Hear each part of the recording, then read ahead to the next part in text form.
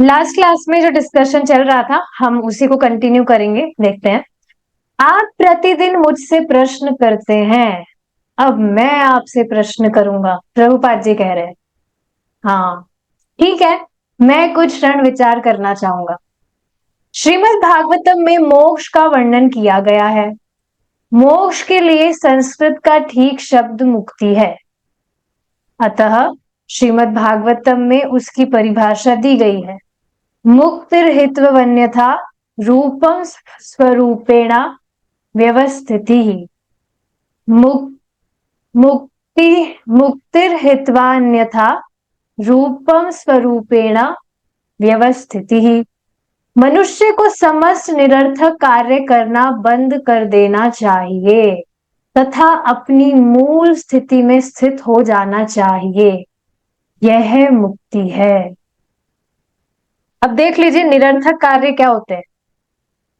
जिसको हम, जो भी मटेरियलिस्टिक कार्य हैं, जो हमें बहुत ही ज्यादा नेसेसरी लगते हैं, इंपॉर्टेंट नहीं कह रही मैं, नेसेसरी लगते हैं।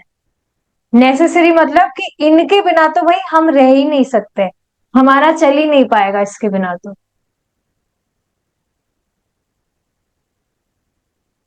तो श्रीमद् भागवतम में यही इंस्ट्रक्शन दिया गया है कि उन सभी कार्य को बंद कर देना चाहिए।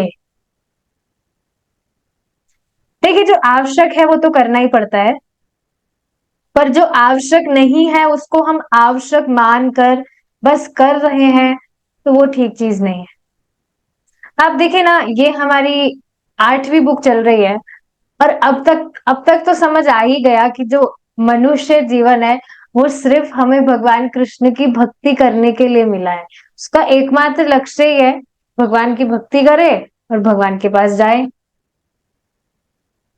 तो क्यों फिर यहाँ की चीजों को बहुत ज्यादा सीरियस लेने की जरूरत है। कई बार जैसे मैं प्रभु जी का भी लेक्चर सुन रही थी, नेक्टर ऑफ इंस्ट्रक्शन, तो उसमें प्रभु जी भी बात बता रहे थे जिससे आप भी रिलेट कर सकते हैं कि कई बार एकदम मन आता है, मन करता है कि सब कुछ छोड़ छाड़ के हम चले जाए हिमालय पर तपस्या करने। आता है आपके मन में कभी कभी? मेरे मन में पहले तो बहुत ज्यादा आता था, पर अब मतलब अभी भी आता है कि वहां पर मैं कहीं पर जाऊं, बिल्कुल शांति, कोई डिस्टरबेंस नहीं, कोई एक्सटर्नल डिस्ट्रैक्शन नहीं, सिर्फ आराम से भगवान का भजन। ऑफकोर्स भक्तों का संग भी होना चाहिए, नहीं तो अकेले रहेंगे तो सो ही जाएंगे।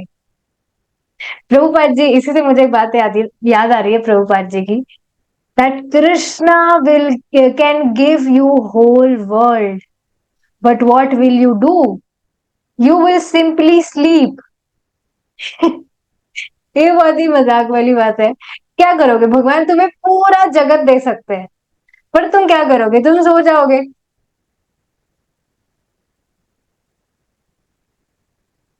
तो हाँ, ये बात है कि कई बार आप देखेंगे आता है कि सब कुछ कुछ नहीं रखा है इस दुनिया में, अपना आराम से अलग रहे और सिर्फ भगवान का भजन करे, कुछ एक्स्ट्रा चीज नहीं कर।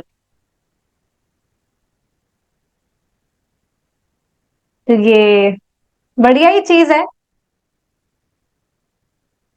पर ऐसा कर नहीं सकते प्रैक्टिकली। कभी कभी आता हूं मन में, अच्छी चीज है। प्रभु जी बता रहे थे कि कोई भक्त थे, मतलब है, तो वो कुछ मंदिर में ही डिपार्टमेंट वगैरह संभालने का कुछ काम करते हैं। तो एक बार उनके मन में आया कि बस मैं सब कुछ छोड़ छाड़ के मैं बाबा बन जाऊंगा, कुछ भी मैं काम नहीं करूंगा। और उन्होंने ऐसा किया भी, वो चले गए। पर एक दिन के बाद ही वो परेशान हो गए कि नहीं नहीं, ये सब तो मुझसे नहीं हो पाएगा। तो इच्छा आती है, अच्छी बात है, ये इज वेरी नाइस। पर अभी आप देखेंगे गुणों का प्रभाव इतना ज्यादा है कि नहीं हम फॉलो कर सकते पूरी तरह ये सारी चीजें। ठीक है, तो फिर भी कुछ अंश में चीजों को फॉलो करना चाहिए। जैसे देखिए, आज ही एक भक्त को मैं बता रही थी कि आप भगवान को खाना ऑफर करके पाया करें। अभी नए हैं, मैं बता रही थी उनको, मैंने उनसे ऑल्टर का फोटो मांगा था कि अपने ऑल्टर का फोटो भेजिए ऐसे ऐसे। तो मैंने उनसे पूछा भगवान को ऑफर करते हैं आप खाना? मैं नहीं। बोला करिए आप। तो कहते हैं मैं अभी कुछ कमिटमेंट नहीं ले सकता। तो मैंने उनको सिंपल सी एक बात बताई कि देखिए आप खुद मुझसे कनेक्ट क्यों हुए हैं, क्योंकि आपको भगवत गीता अपने जीवन में जीनी थी, जीनी है। तो आपको जो भी बातें बताई जा रही है, आप उनको चाहे 100% भी फॉलो नहीं कर पा रहे, पर आप उसको कुछ अंश में तो फॉलो करें। तो जैसे ठीक है वो कुछ अपना काम वाम करते हैं, करे, अपना मील्स आप ऑफर नहीं भी कर पा रहे हैं, बट इफ यू ब्रेकफास्ट में अगर आप कुछ फल वगैरह लेते हैं, तो फल वगैरह तो आप भगवान को ऑफर कर सकते हैं। और ऑफरिंग करने में इतना कोई बड़ा प्रोसीजर तो नहीं है कि आपको घंटों लग जाए, 5 मिनट भी नहीं लगते भगवान को ऑफर करने में। तो इसमें आपको कुछ बड़ा कुछ कमिटमेंट लेना हो या ऐसा कुछ करना हो, ऐसी कुछ तो बात नहीं है। Sometimes people just don't understand, वो बस सुनकर सोचते हैं अरे ये तो बहुत बड़ा, बहुत तनी क्या हैवी सा टास्क हमको दे रहे हैं। कृष्ण भावनामृत में ये 3 चीजें तो मेन है, भगवान के नामों का जप, कथा श्रवण और भगवान को अर्पित भोजन ही पाना। तो एटलीस्ट 100% फॉलो नहीं भी कर पा रहे, कुछ अंश में तो फॉलो करना ही चाहिए। तो यही चीज यहां से पता चल रही है कि जैसे बताया जा रहा है, समस्त निरर्थक कार्य बंद कर देना चाहिए। ठीक है, समस्त आप 100% नहीं कर पा रहे, पर कुछ अंश में करना चाहिए। आज ये बहुत इंटरेस्टिंग वे है देखिए क्लास डिस्कस करने का। डेली हमें कुछ भी पॉइंट्स मिलेंगे, तो हम डिस्कशन सुनने के बाद में कुछ टास्क टास्क की तरह हम लेंगे, ये टास्क है आज का और हम आज इसको करेंगे। आज का टास्क क्या है? आज आप सोचिएगा ऐसी कोई कोई भी चीज, पहले आप सोचिएगा कि आप अपने पूरे दिन में क्या करते हैं। पूरे दिन भर में जो भी आप करते हैं, उसमें से आप ऐसी चीजें लिखिए या सोचिए जिनको आप सोच रहे हैं कि ये मैं नहीं करूंगा तो मैं इसके बिना तो रह ही नहीं सकता हूँ या रह ही नहीं सकती हूँ। और उस पर आप विचार करके देखिए और उसको एक दिन ना करिए आप, या कुछ दिन ना करिए, और फिर आपको पता लगेगा कि अरे वो चीज किए बिना तो मैं बहुत आराम से रह सकता हूं।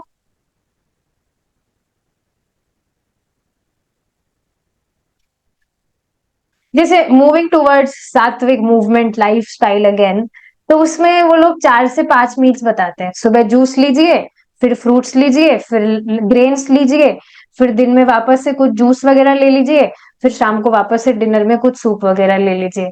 तो ये मुझे बहुत ही लंबा सा लगता था, 4-5 बार खाए, इतना लंबा तो। लेकिन और मैं सोच भी रही थी कि अगर मैं इतना नहीं खाऊंगी तो मैं कैसे, मतलब कैसे चलेगा, एनर्जी भी तो चाहिए, इतना कुछ सेवा वगैरह करनी होती है, ये करना होता है, वो करना होता है। लेकिन अब मैं देख रही हूँ कि मैंने प्रभु जी का रूल पकड़ा है, कंज्यूम ओनली 2 टाइम्स, 2 बार खाइए, सुबह शाम को। 9 या 5 वाला रूल तो नहीं लिया मैंने उसको कर दिया 12 और 6 का रूल। सुबह की क्लास कंप्लीट होने के बाद, गीता क्लास खत्म होने के बाद में ही I just take fruits, like fruits का मैं कुछ भी फ्रूट बाउल बना लेती हूँ, स्मूदी बना लेती हूँ, simply offer it to Krishna and I have it, अच्छे से अच्छी क्वांटिटी में। पूरा दिन चल जाता है। भी आप देखेंगे क्लास में भी कुछ, पहले मुझे बहुत, मैं ग्रेन्स ले लेती थी तो बहुत मुझे आलस आता था, कभी कभी तो क्लास ही कैंसिल कर देती थी मैं इस चक्कर में। पर अभी ऐसा नहीं है, एकदम लाइट चल रहा है, कुछ नींद वगैरह भी नहीं आती है। और शाम की क्लास से पहले I simply have my dinner, उसमें आई टेक ग्रेन्स। तो इजीली देखिए चल रहा है, कुछ भी ऐसी कुछ क्रेविंग वगैरह भी नहीं हो रही है। बहुत ही सुंदर सूत्र है। प्रभु जी आज की क्लास में बता रहे थे, किसी माता जी ने पूछा था कि मैं 3 टाइम खाती हूँ तो ये गलत है। तो प्रभु जी बता रहे थे कि 2 टाइम पर्याप्त होता है। कई बार लोग इसलिए भी खाते हैं क्योंकि उनको लगता है कुछ काम नहीं है तो चलो खा ही लो। ऐसा काफी बार होता है, फ्री बैठे हैं, कुछ काम नहीं दिख रहा है तो चलो खा लेते हैं कुछ। अपने आप को पूरे दिन आप बस एंगेज रखिए सर्विसेज में, खाने पीने की तरफ ध्यान ही नहीं जाएगा। बहुत सुंदर है ये चीज। तो हाँ, टास्क आज का समझ आया। आपको देखना है कौन सी चीजें हैं जिसके बारे में आप सोच रहे हैं कि आप उसके बिना रह ही नहीं सकते, और फिर आप उसको एक दिन ना करिए, एक दिन अगर आप उसको नहीं करें तो अब कुछ दिन ना करके देखें, और आप देखेंगे बड़ा आराम से आप कर मतलब आप अच्छे से रह पा रहे हैं उन चीजों को नहीं किए बिना भी।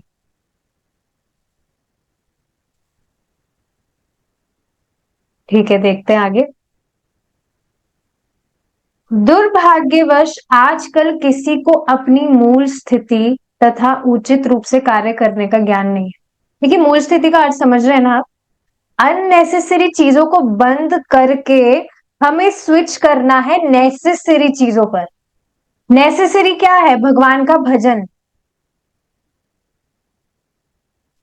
तो अपने एक्स मतलब जो भी अब आपका अननेसेसरी चीज आपने बंद करी, नेसेसरी जो आपने अब आपका जो टाइम बचा है उसमें आप एक्स्ट्रा कुछ रीडिंग कर सकते हैं या एक्स्ट्रा कुछ कथा सुन सकते हैं।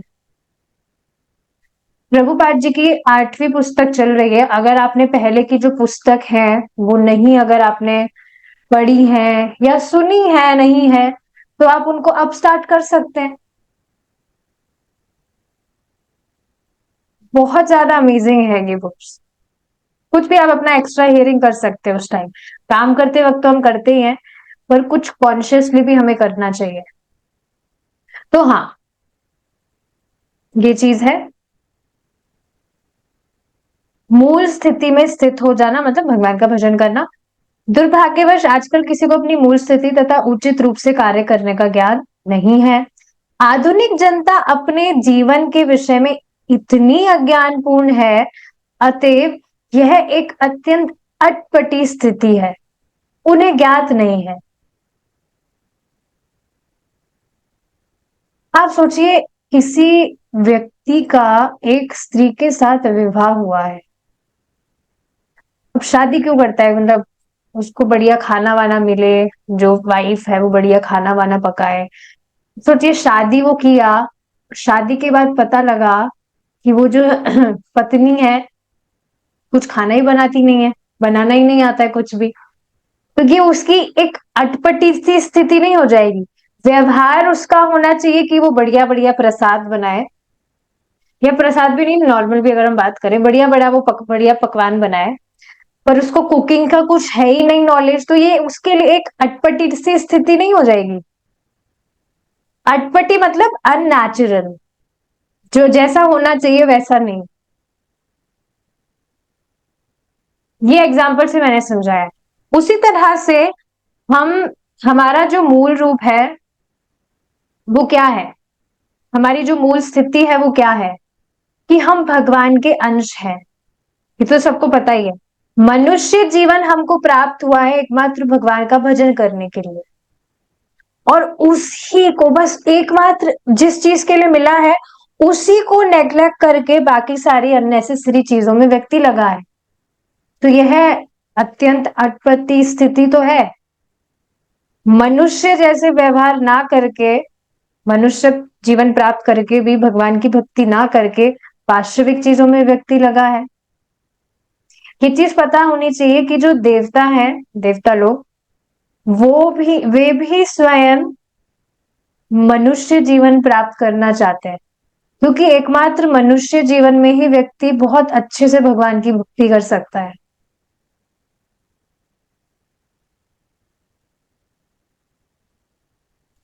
अब तो देखिए, ये चीज एकदम स्पष्ट दिखती है ना। 84 लाख योनियों में सिर्फ मनुष्य ही है जिसकी एलिवेटेड कॉन्शियसनेस है, और सिर्फ वही अपना संबंध भगवान के साथ जान सकता है। और किसी भी योनि में दम नहीं है कि वो उस तरह से कुछ व्यवहार करे। चाह कर भी नहीं कर सकता। पहले बात, चाहेगा नहीं, एकदम अबोध स्थिति है, चाह कर भी नहीं कर सकता है। बिल्कुल, बार बार देख रहे हैं आप, सुनते सुनते एकदम कन्विंसिंग हो गई है, ये कन्विंस हो गए हैं, एकदम कन्विंसिंग हो गई है कि हाँ, मनुष्य जीवन तो एकमात्र कृष्ण के भजन के लिए ही है, बाकी सब तो चलता रहेगा। पर एक ये भजन ही है जो नियमित रूप से चल रहा है, तो तब जीवन सफल चल रहा है, तब जीवन सफल है।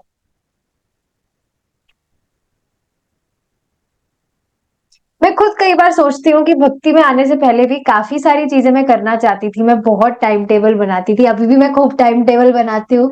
मुझे ये फ़ॉलो करना है, वो फ़ॉलो करना है, पर वो चल नहीं पाता है। लेकिन जो भक्ति में, भक्तों के संग में जो हम नियमित रूप से भक्ति कर रहे हैं, वो बस हो जा रही है भक्तों के संग में।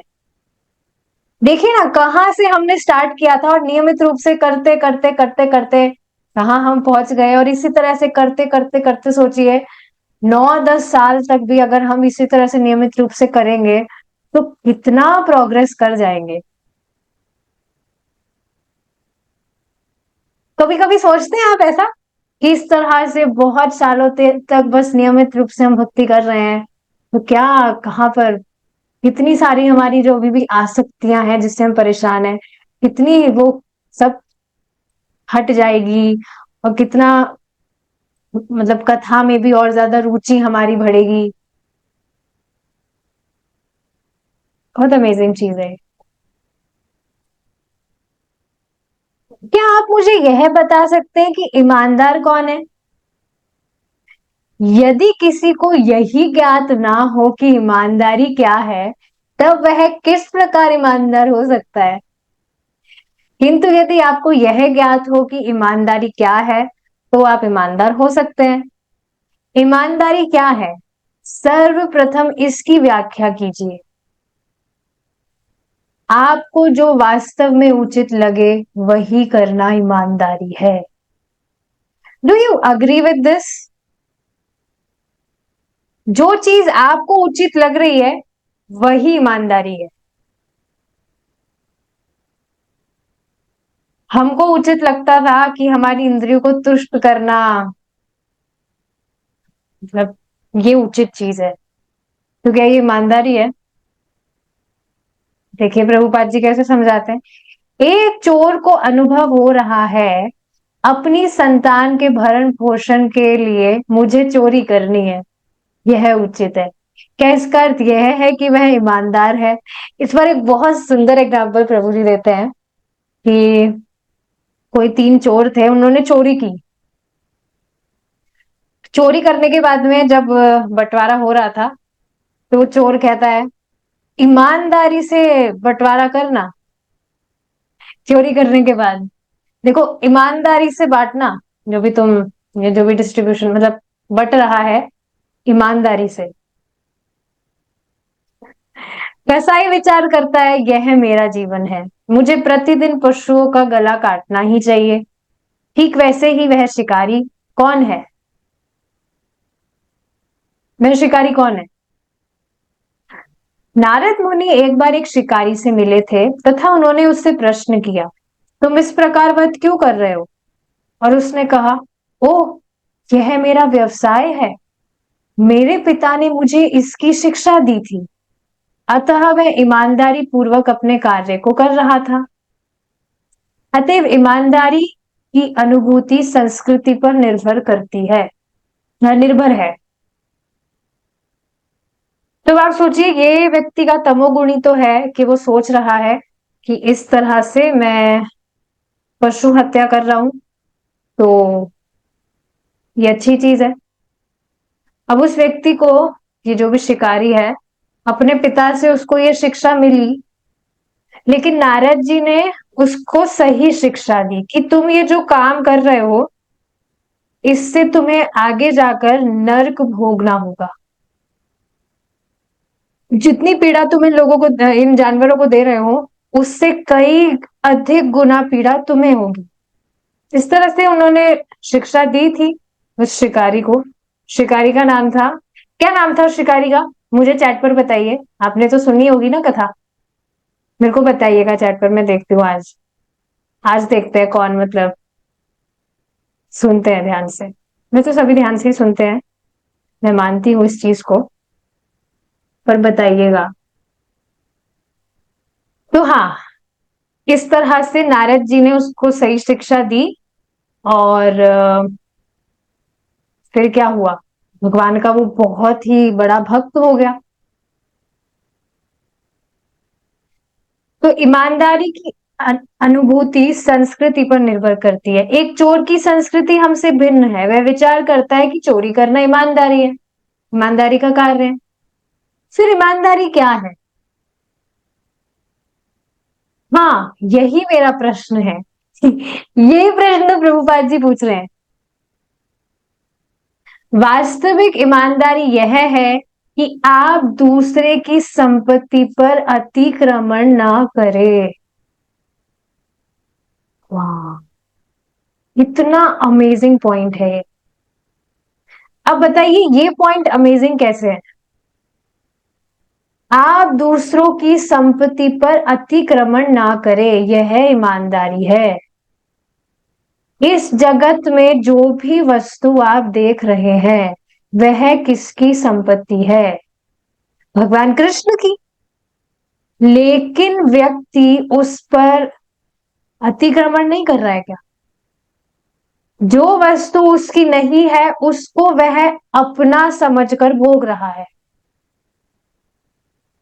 तो क्या यह ईमानदारी हुई? बिल्कुल नहीं। जबकि आप देखेंगे जब भी हम भगवान को कुछ भी वस्तु ऑफर करते हैं तो उसको यूज में हम ही लेते हैं। ऐसा नहीं कि भगवान को हम दे रहे हैं तो भगवान उसको गायब कर देते हैं। पर अंतर बहुत बड़ा आ जाता है जब हम वस्तु को भगवान को ऑफर करके यूज में करते हैं। वो वस्तु तुरंत स्पिरिचुअलाइज हो जाती है, आध्यात्मिक। और जब हम उस वस्तु को यूज करते हैं, उस वस्तु का सेवन करते हैं, तो हमारे भी जो गुण है, हमारा जो गुण है वह प्रकाशित होने लगता है धीरे धीरे। उदाहरण के रूप में यह मेरी मेज है। यदि आप जाते समय इसे ले जाना चाहे तब क्या वह ईमानदारी है? अतः ईमानदारी की सरल परिभाषा यह है कि आप दूसरे के अधिकार पर अतिक्रमण ना करें। यही ईमानदारी है। फिर वह व्यक्ति जो ईमानदार है सत्व गुण में स्थित होगा, क्या यह ठीक है? निश्चित रूप से। निश्चित रूप से, क्योंकि सत्व गुण का अर्थ है ज्ञान। अतएव यदि आपको ज्ञात है यह मेरी मेज नहीं है, यह स्वामी जी की है, तब आप इसे ले जाने की चेष्टा नहीं करेंगे। अतएव मनुष्य को ज्ञान होना चाहिए, पूर्ण ज्ञान, तब वह ईमानदार हो सकता है। आप देखिए ना, जस्ट इस पर थोड़ा विचार करके देखिए। जो भी हम विचार कर रहे हैं उसको बस ऐसे ही पढ़कर या बोलकर नहीं छोड़ देना चाहिए। जो भी लोग आप अपने आसपास देखते हैं, जो भी वस्तु वह उपयोग में ले रहे हैं, उनकी इतनी बड़ी ये अभिमति है कि ये वस्तु मेरी है, मैं इसको भोगूंगा। वस्तु की बात छोड़िए, आजकल आप देखेंगे जो माता पिता है वो उनकी अभिमति अपने बच्चों में भी कितनी ज्यादा होती है। ये मेरे बच्चे हैं, इनको मेरा आदेश पालन करना होगा, इनको मैं कंट्रोल करूंगा। बहुत ज्यादा ये अभिमति होती है। ये बात अलग होती है कि किसी को भी कंट्रोल्ड होना पसंद नहीं है। तभी आप देखेंगे आजकल जो बच्चे हैं वो भी अपने कहाँ माता पिता की बात मानते हैं। डिवोटीज की बात नहीं हो रही है। अगर माता पिता और बच्चे दोनों ही डिवोटी हैं उनका केस अलग है। लेकिन आप देखिए सामान्यता जो माता पिता है वो बच्चे को कुछ भी मतलब कंट्रोल करने की भावना होती है कि मेरा कहना मानना चाहिए, मैंने कह दिया इधर बैठो तो इधर ही बैठना चाहिए।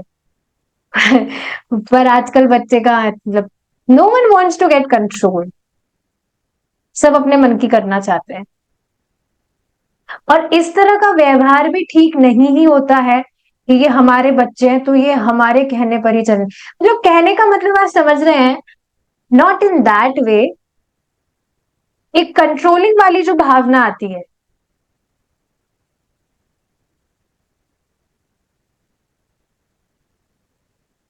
समझ रहे होंगे आप इस बात को। जैसे एक भक्त है वो बता रहे थे कि उन्होंने कुछ भगवान की सेवा के लिए कुछ वस्तु उन्होंने मंगाई। तो घर में ऑलरेडी चर्चा चल रही थी कि ये वस्तु लेनी है लेनी है। अब वो वस्तु जब आ गई तो उनके जो माता पिता है वो कह रहे थे कि तुमने हमसे बिना पूछे ये वस्तु कैसे मंगाई। अब ये फॉल्स ईगो नहीं हुआ?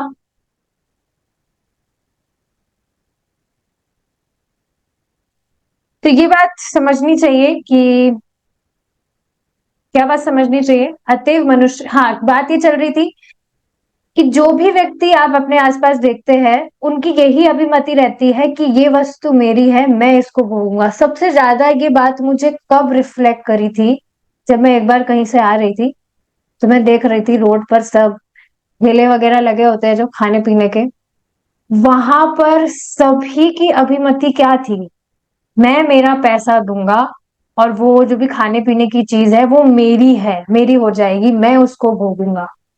किसी की भी चेतना में बिल्कुल ही नहीं था कि ये हमें भगवान से मिली। भगवान छोड़िए, जो परमात्मा परमात्मा भी करते हैं उनके दिमाग में तो वो भी नहीं था कि ये हमें परम पिता परमेश्वर दे रहे हैं, परमात्मा दे रहे हैं।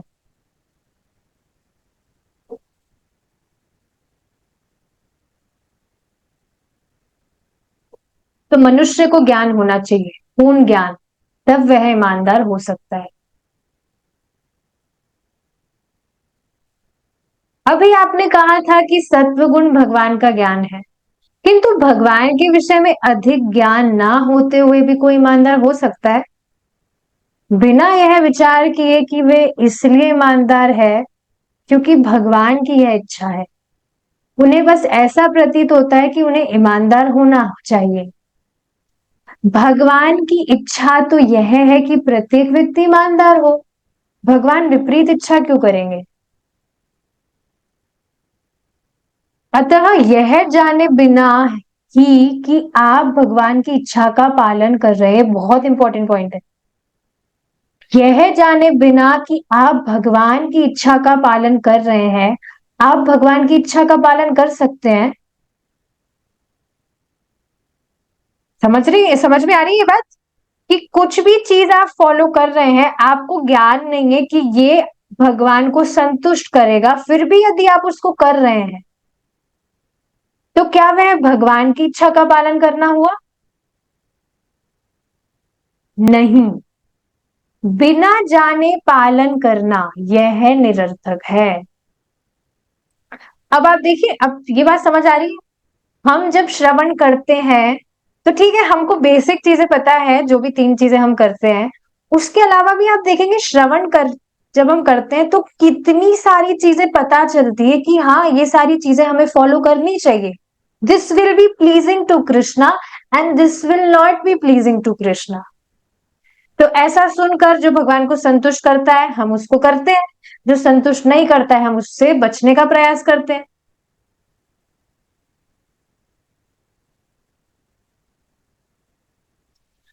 आप अब यहां पर देख रहे हैं कितना बड़ा सूत्र मालूम चल रहा है। बिना सुने व्यक्ति को ज्ञात ही नहीं हो सकता कि भगवान कैसे संतुष्ट होंगे।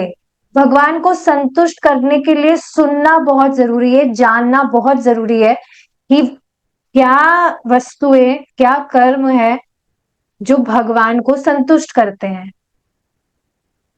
लेकिन व्यक्ति ऐसा नहीं करता है तो वह निरर्थक है। आपको भगवान के आदेश का ज्ञान होना चाहिए, और इसी वजह से तो भगवान गीता का ज्ञान दे रहे हैं, जिसमें भगवान सारी चीजें बता रहे हैं।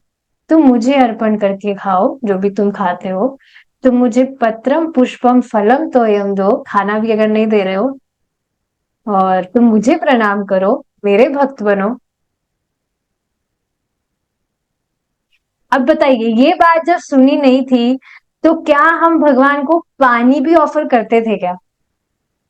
Like really?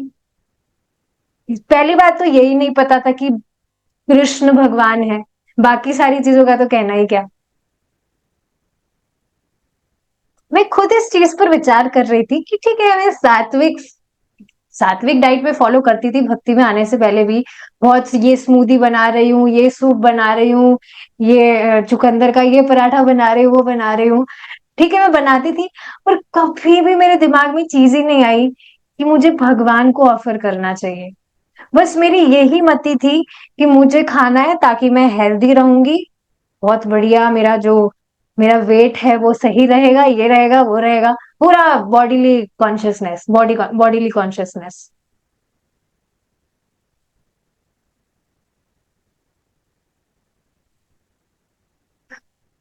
इससे देखिए एक और बात क्या पता लग रही है कि सात्विक चीजें फॉलो करने से भी, ठीक है, सत्वगुण की वृद्धि आप में होगी, पर जब तक आप श्रवण नहीं करेंगे, ज्ञान नहीं लेंगे, तब तक आपको पता ही नहीं चलेगा कि भगवान को संतुष्ट कैसे किया जाए। बहुत ही अमेजिंग पॉइंट है ये। आपको भगवान के आदेश का ज्ञान होना चाहिए, तथा यदि आप उसका पालन करें तब यह ईमानदारी होगी। और सुनने के बाद में भी अगर हम बस नेग्लेक्ट कर रहे हैं, बताया तो है भगवान को ऑफर करना चाहिए, पर कौन करेगा। एक माता जी मुझे बता रही थी, यहाँ पर थोड़ी है, यहाँ पर तो नहीं है, तो वो बता रही थी कि हाँ मैं भगवान को ऑफर करती हूँ, मैं, ये टॉपिक आगे भी आएगा, पर अभी भी मैं बता रही हूँ, मैं चपाती मतलब बनाती हूँ तो एक चपाती मैं निकाल देती हूँ भगवान के लिए भी, और चीनी के साथ मैं भगवान को ऑफर कर देती हूँ।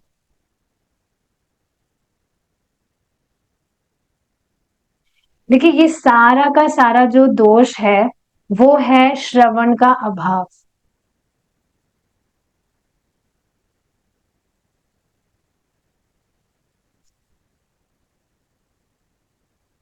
किसी की कुछ कमी वमी नहीं बता रही हूँ, बस मुझे कभी कभी अच्छा नहीं लगता ये सारी चीज जब पता लगती है कि कितना ज्यादा भक्त जब भक्ति कर रहा है तो उसको कितना उत्साह होना चाहिए भगवान को देने का, पर हम बस एक ड्यूटी की तरह उसको कर रहे हैं कि हाँ we are just giving it, we are just offering for the sake of, बस ऑफर करना है। कृष्ण भावनामृत में ये चीज है, ऑफर करना है तो ठीक है कर देते हैं ऑफर। ये तो कोई स्टैंडर्ड नहीं होता है। मतलब अच्छी बात है शी इज ऑफरिंग, बट क्या हमने डिस्कस किया था, यो में भक्ता प्रयच्छति, जो मुझे भक्ति पूर्वक अर्पित करता है। भगवान को हमारी रोटी नहीं चाहिए। Krishna want our love, he wants our devotion.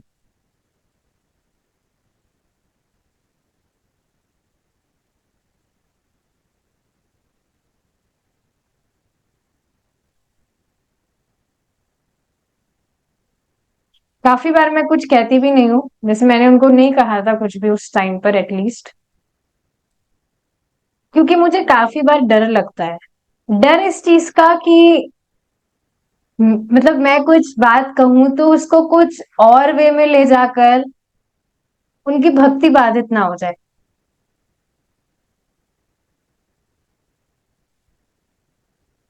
ठीक है,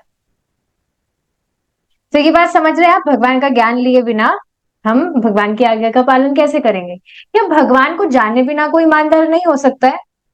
हाँ, क्योंकि भगवान परम स्वामी है, परम भोक्ता तथा परम सखा है।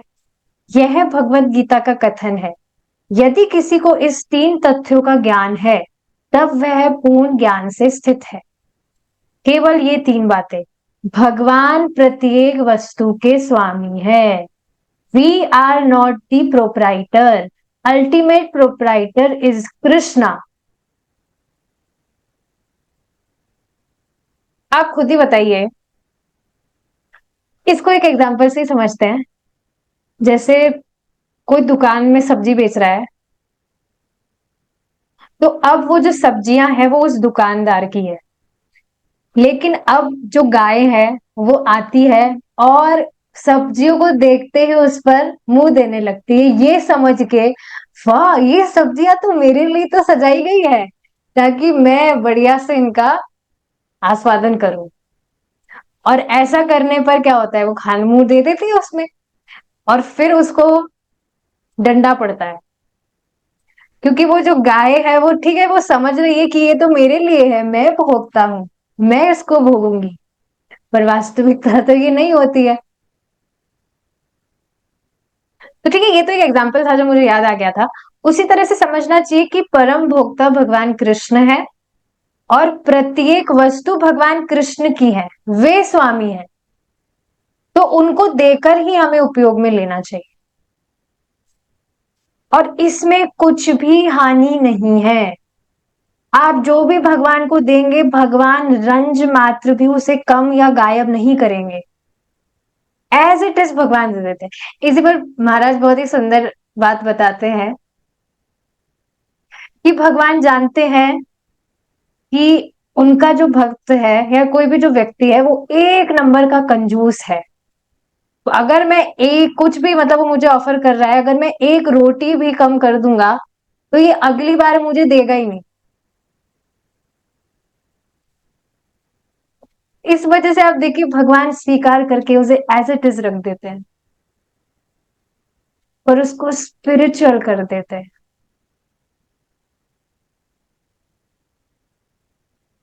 भगवान प्रत्येक वस्तु के स्वामी है, भगवान प्रत्येक व्यक्ति के सखा हैं। अब आप सोचिए, सखा मीन्स फ्रेंड।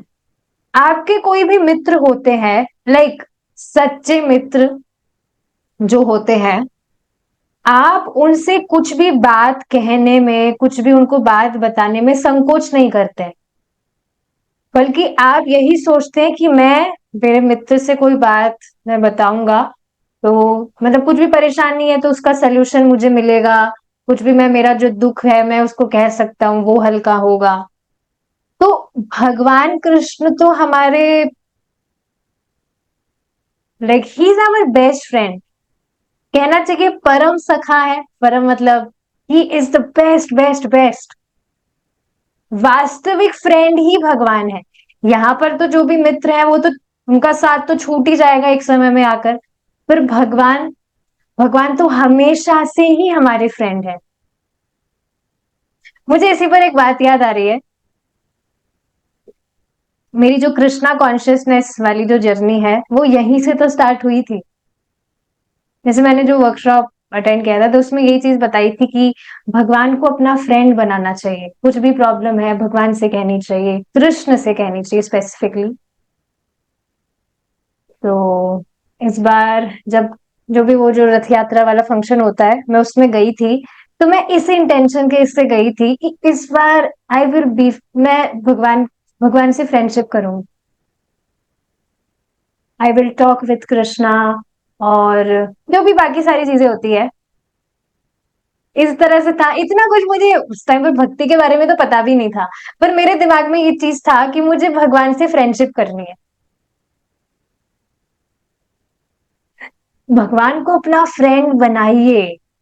फ्रेंड बनाने का मतलब क्या है कि आप भगवान से प्रे करिए।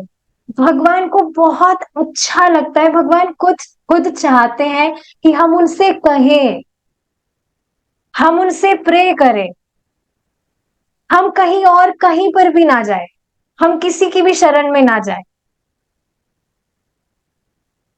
हम भगवान की ही शरण में रहे, हम भगवान से मांगे। कुछ भी इच्छा भी है तो कहीं और ना जाए, हम कृष्ण से हम मांगे और कृष्ण उसकी पूर्ति करते हैं। जो हमारे लिए अच्छा है, अच्छा नहीं है तो भगवान ज्ञान भी दे देते हैं किसी भी तरह से। शास्त्र में आपको शास्त्र से बता देंगे, किसी भक्त के द्वारा बता देंगे। Krishna Krishna is really amazing. हमेशा आप देखेंगे भगवान रेसिप्रोकेट करते हैं, तथा भगवान प्रत्येक वस्तु के भोक्ता है। ये तो चीज है ही कि भगवान अल्टीमेट एंजॉयर है। We are not the enjoyers, ultimate enjoyer is Krishna. और जब हम कृष्ण को संतुष्ट करते हैं so we actually enjoy. Of course खुद के एंजॉयमेंट का के लिए हम कृष्ण को संतुष्ट करें, ये टेंशन नहीं होना चाहिए, पर ये एक चीज है कि जब हम भगवान को संतुष्ट करते हैं तब हम संतुष्ट होते हैं। भगवान प्रत्येक वस्तु के भोक्ता है। अब देखिए ये लाइन भी आ रही है ना, तो इससे मुझे एक बात याद आ रही है जो मैं आपको बताऊंगी। अक्सर कहा मतलब सुना जाता है, कोई भी घर में खाना वाना बनाते हैं तो पहली रोटी हम गाय की निकालते हैं, गाय, cow. But this is not right. अभी क्या हमने समझा, प्रत्येक वस्तु के भोक्ता कृष्ण है, परम भोक्ता कृष्ण है। तो सबसे पहले जो भी आप चपाती बनाते हैं, कुछ भी आप बनाते हैं, सबसे पहला वो कृष्ण के लिए ही निकलना चाहिए।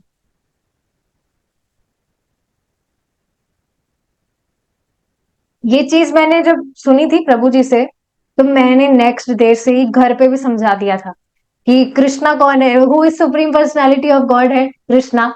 मतलब सबको थोड़ी बहुत फिलोसफी तो पता ही है, तो मैंने बता दिया परम भोक्ता भगवान कृष्ण है, तो कृपया उनके लिए पहली रोटी निकले। मतलब जो भी भगवान को तो हम ऑफर करते ही हैं, तो पहले भगवान के लिए निकले, फिर आप जिनको भी देना चाहते हैं आगे दे सकते हैं।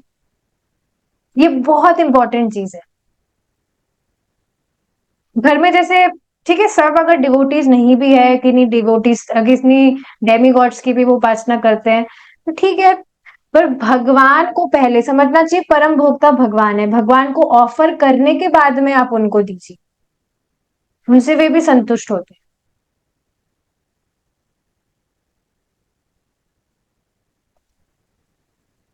तो एटलीस्ट मेरे घर में सब इतना सीरियसली सब फॉलो नहीं करते, but they know this basic philosophy, so they have started following this.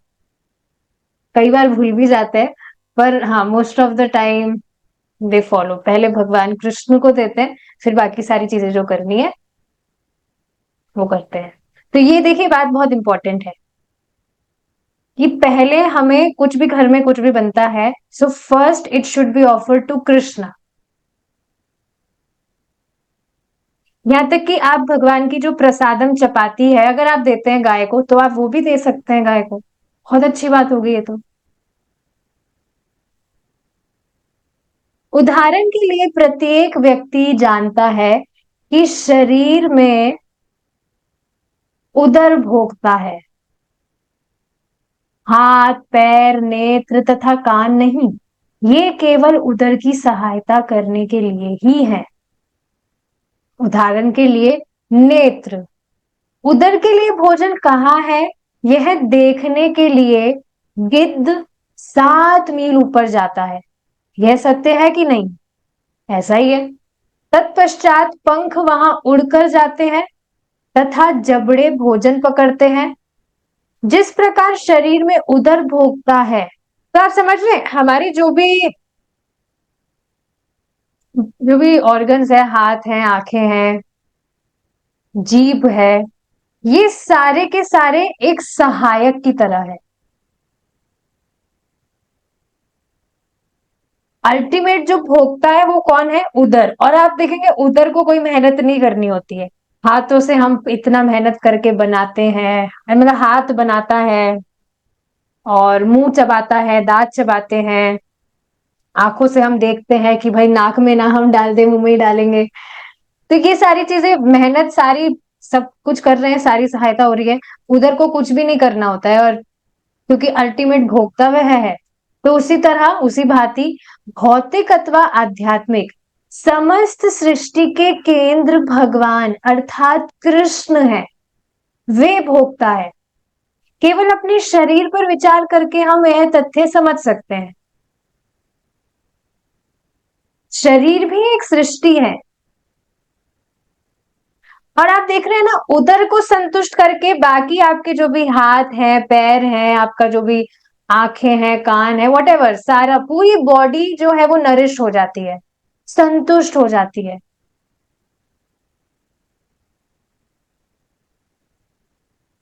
उसी तरह से जब हम भगवान कृष्ण, क्योंकि भगवान कृष्ण परम भोक्ता है, जब हम भगवान कृष्ण को संतुष्ट करते हैं, तो हम अपने आप ही संतुष्टि अनुभव करते हैं। फिर काफी सारी चीजें होती है विचार करने को। जैसे आज ही मैं सोच रही थी, हमारे मतलब नीचे ही नीचे कुछ लोग रहते हैं, तो वो कुछ चला रखे थे, कीर्तन ही था वो, भगवान कृष्ण का नहीं था, माता जी का कुछ कीर्तन था, तो वो सुन रहे थे और वो उनको गा भी रहे थे। लेकिन मेरे दिमाग में ये चीज आ रही थी कि ये चीजें पहले मैंने भी की थी, पर अब ऐसा कुछ टेस्ट नहीं है, अब बस जो मति है वो बस हरे कृष्णा कीर्तन पर ही जाती है। और उस टाइम पर मतलब पहले की बातें जब याद आती तो मतलब स्पष्ट ये चीज मुझे दिखती है, याद आती है कि अभी जो संतुष्टि है, अभी जो सुख हम अनुभव करते हैं भगवान कृष्ण की भक्ति करके, वैसा टेस्ट पहले जैसे हम कुछ भी कर रहे थे था ही नहीं। वी वर जस्ट अज्यूमिंग कि हम कुछ सेटिस्फैक्शन हम अनुभव कर रहे हैं या हम सुखी हैं। वी वर जस्ट अज्यूमिंग, वो सिर्फ फॉल्स फॉल्स अजम्पशन था हमारा। पर जिस तरह से अब हम रेलिश कर पा रहे हैं हमारे जीवन में, वो बात पहले नहीं थी। Is it not? बहुत सुंदर बात प्रभु जी आज ही बता रहे थे। जबकि आप देखिए भक्ति करके ऐसा नहीं कि हमको कुछ वस्तुएं प्राप्त हो रही है, कुछ प्राप्त नहीं हो रहा है, पर फिर भी हम सुख अनुभव कर रहे हैं क्योंकि हम परम भोक्ता को संतुष्ट कर रहे हैं। बहुत सुंदर पॉइंट है। समस्त ब्रह्मांड में जिस यांत्रिक प्रकृति के दर्शन होते हैं वही शरीर में भी दिखाई देते हैं। आप जहां कहीं भी जाए आपको वही यांत्रिक योजना दिखाई देगी। यांत्रिक योजना समझ रहे हैं आप? जो भी जितने भी जीव आप देख रहे हैं सबका एक ही है, एक ही चीज है। पशुओं में भी, मानव शरीर में अथवा सृष्टि में लगभग वही यंत्र व्यवस्था है। अतः आप सरलता से यह समझ सकते हैं कि इस शरीर, मेरे शरीर, आपके शरीर,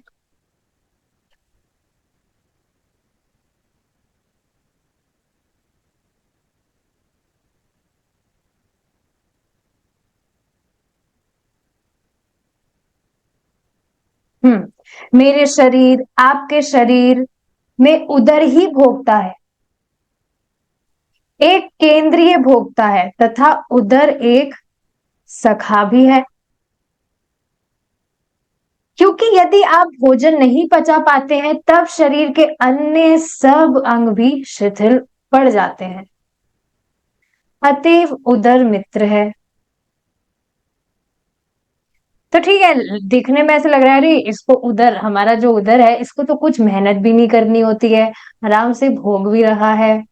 लेकिन फिर भी वास्तव में हमारा मित्र ही तो है, क्योंकि जब पेट में भोजन जाएगा, पचेगा, तब जाकर ही तो बाकी जो अंग है वो नरिश होंगे।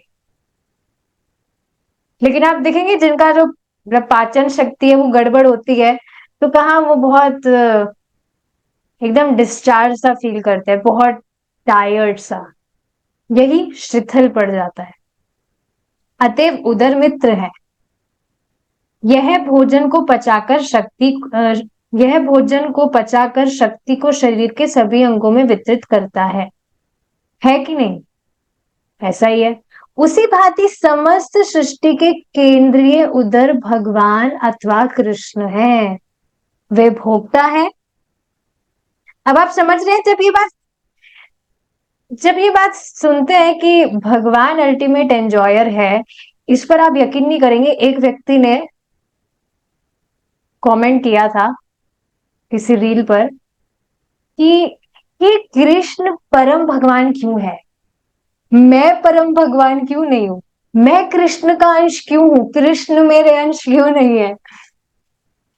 पता नहीं लोगों को कहां से ऐसी बातें आ जाती है दिमाग में। अब मुझे समझ नहीं आ रहा था कि मैं उस व्यक्ति पर गुस्सा करूं या मैं उस पर हंसूं, मुझे कुछ समझ ही नहीं आ रहा था कि ये बोल क्या रहा है।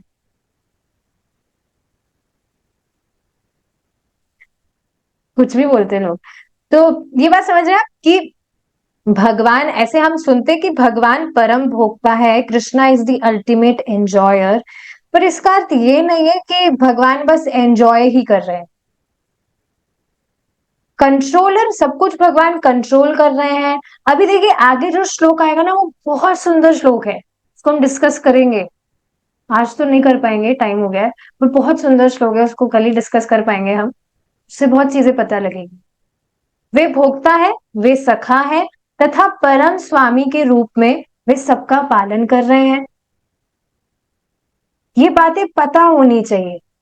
अगर व्यक्ति को ये बातें पता नहीं होगी तो फिर वो क्यों ही कृष्ण का भजन करेगा इतनी स्टार्टिंग में।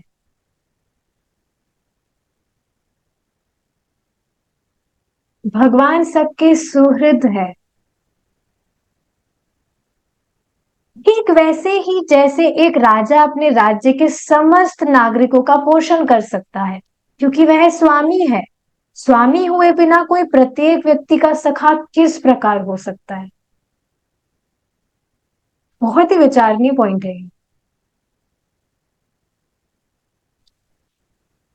स्वामी का अर्थ है कि उसके जितने भी सेवक हैं उनको वह सम दृष्टि से देखता है, कुछ भी भेदभाव नहीं।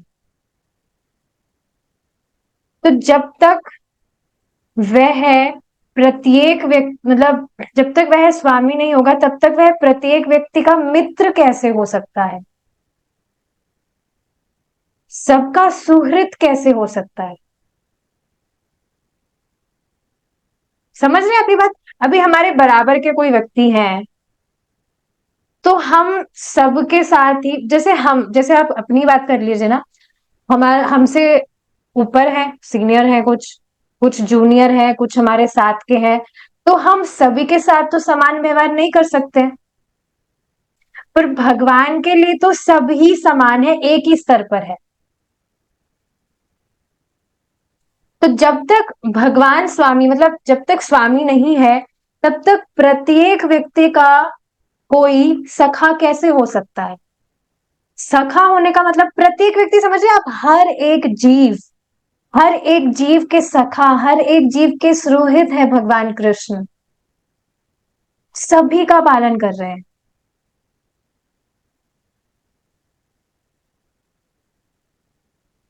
और ये चीज तभी हो सकती है जब सभी समान स्तर के हैं और उनसे ऊपर कोई एक व्यक्ति है। अगर हमारी कंडीशन में देखा जाए तो हमसे कुछ ऊपर है, कुछ नीचे है, कुछ बराबर के, तो हम सबके साथ में समान व्यवहार नहीं कर सकते। पर भगवान क्योंकि सबके स्वामी है, इस वजह से वे प्रत्येक व्यक्ति के सुहृद है, सखा है। अतः इन सब बातों को समझना आवश्यक है। ठीक है, अब हम आगे का डिस्कशन कल करेंगे, बहुत लंबी क्लास हो जाएगी नहीं तो। Will stop here. आई सी।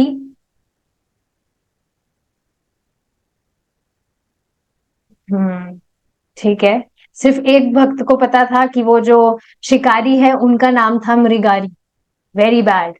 बाकी सब पता नहीं क्या करते हैं पीछे से, मुझे भी नहीं पता। Anyways we will stop. Hare Krishna. जय श्रीला प्रभुपाद।